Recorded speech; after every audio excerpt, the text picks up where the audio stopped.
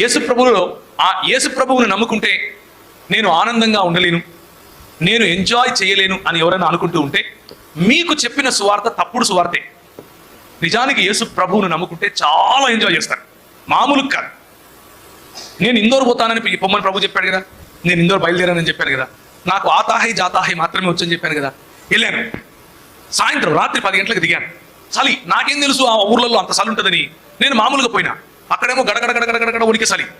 నేను జాకెట్ లేదు నా దగ్గర. జాకెట్ అంటే ఆడోళ్ళు వేసుకునేది కాదు, అంటే మీరు మళ్ళీ అట్లా ఆలోచిస్తారేమో అని. మగోళ్ళు వేసుకునే జాకెట్ ఉంటుంది కదా, అది లేదు. రైల్వే స్టేషన్లో 3 రాత్రులు పడుకున్నాను ఆ చలిలో. ఎందుకో తెలుసా, ఎంజాయ్ చేశాను చలిని. చలిని ఎంజాయ్ చేయడం ఏందిరా దరిద్రుడా అంటారా? యేసు ప్రభువును కలిగి ఉంటే వచ్చే మజా అట్లుంటది. యేసు ప్రభువును కలిగి ఉంటే వచ్చే కసి అట్లుంటది. ఎవ్వరు తెలియదు, ఆ ఊర్లో భాష రాదు, ఎక్కడికి వెళ్ళాలో తెలియదు. ఒక రోజు రాత్రి టికెట్ కొనుక్కొని వెళ్ళిపోయాను అంతే. అక్కడికి వెళ్ళిన తర్వాత పరిశుద్ధాత్ముడు నడిపిస్తున్నాడు. ఒకరోజు రాత్రి, 3వ రోజు రాత్రి పడుకొని ఉంటే ఒక కనబడింది. ఆ కలలో చూస్తున్నాను ఒక మంచం, ఆ మంచం మీద ఒక బెడ్షీట్ అంటే పరుపు మీద బెడ్షీట్ పరుచున్నారు. చెక్స్ ఇట్లా చెక్స్ అనమాట.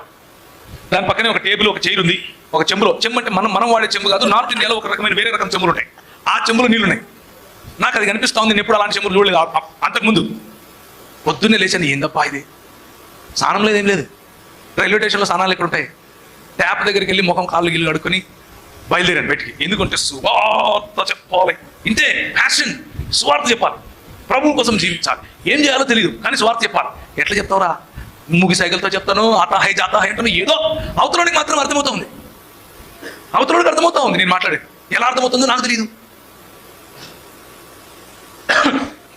పొద్దున్న లేచి బయలుదేరితే రాత్రి నాకు కలలో కనిపించిన ఇల్లే.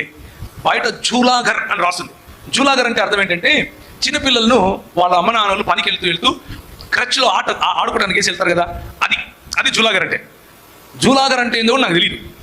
వెళ్ళాను, ఆ ఇంటి దగ్గరికి వెళ్ళి తలుపు తట్టాను. ప్రభు వెళ్ళమన్నాడు. వెళ్ళాను. వాళ్ళు జైన్ కుటుంబానికి చెందిన వాళ్ళు బయటకు వచ్చారు. ఆమె బయటకు వచ్చింది, ఏం కావాలా అని అడిగింది. నాకంత తెలియదు కదా, అన్ని మూగి సైకిలే. రూమ్ కొనా అన్నాను. పైనుంది చూసుకోపోయింది.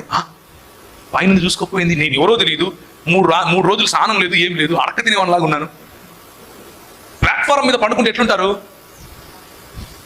కంపు కొడతా ఉన్నాను. ఆమె పోయి రూమ్ చూసుకోపోంటా ఉంది. పైకి వెళితే అదే మంచం ఉంది, అదే పరుపు, అదే చెక్స్తో పరిచిన దుప్పటి, చెంబు, దాన్ని ఏమంటారు, ఆ టేబుల్, చైర్. చూశాను, నాకేం అర్థం కాలేదు. ఏంది రాత్రి దీన్ని చూసినాను కదా, దేజావు ఏమో అనుకున్నా. దేజావు తెలుసు కదా మీకు, అంటే